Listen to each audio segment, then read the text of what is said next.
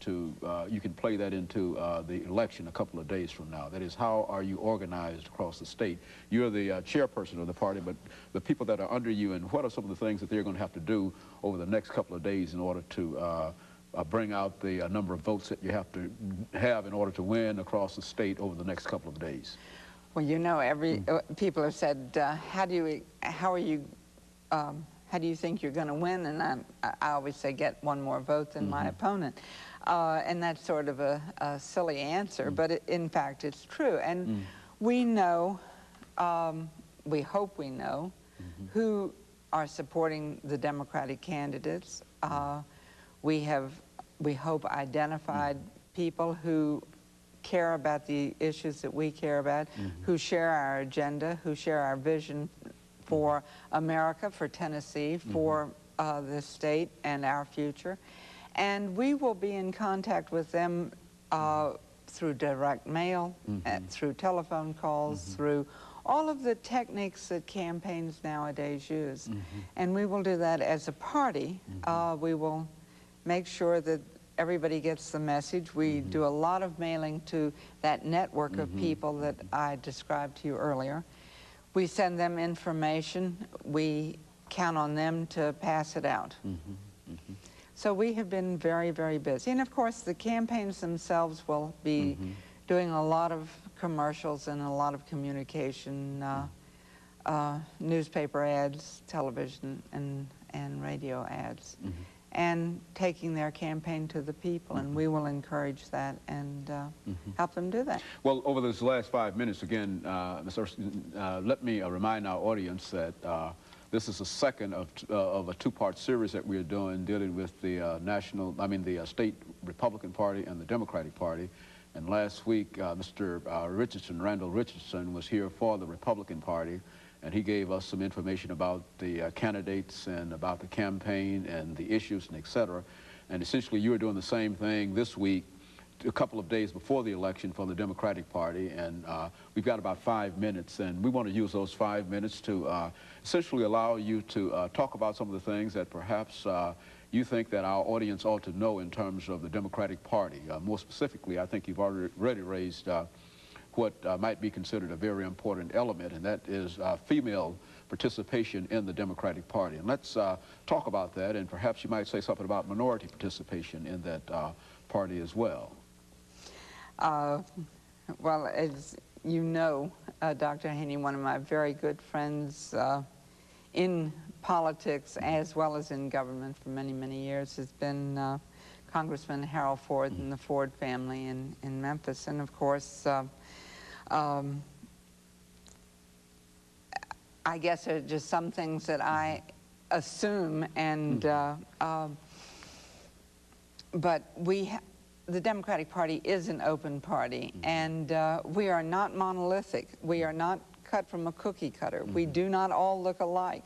We do not all talk alike, act alike, or think alike, but we all believe in the dignity and the integrity of each and every human being.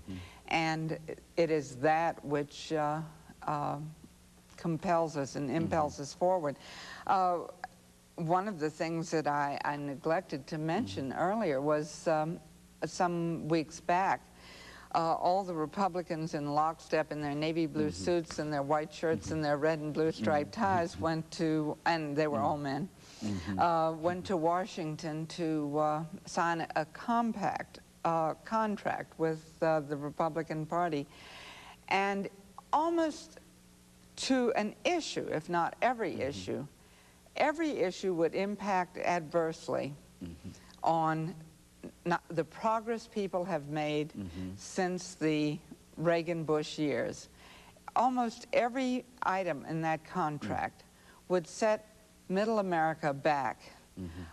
People would pay more taxes. Old people would have less security. Young people would lose their college education.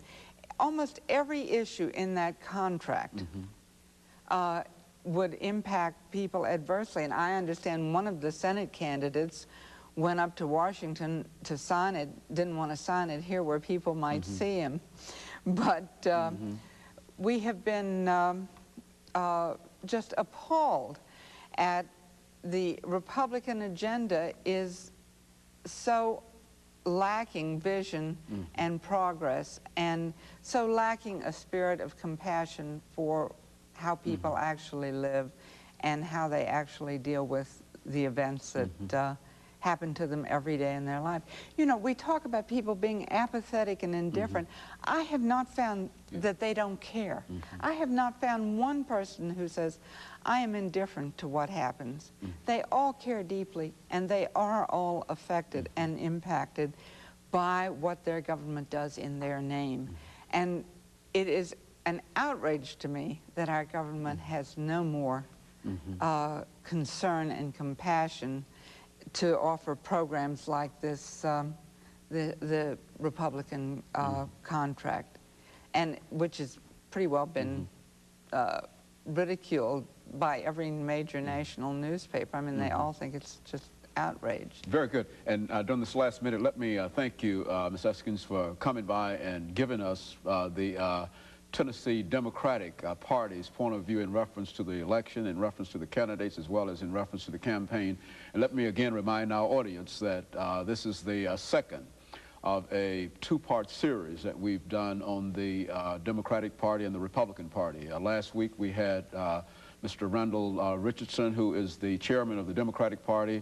And of course, this week, a couple of days before the election, you are giving us the Democratic point of view in reference to that. We've got about a minute. Is there any final comment that you'd like to make? Yes, I need to encourage everyone who is with us this morning, and all of their friends and family and everybody they know.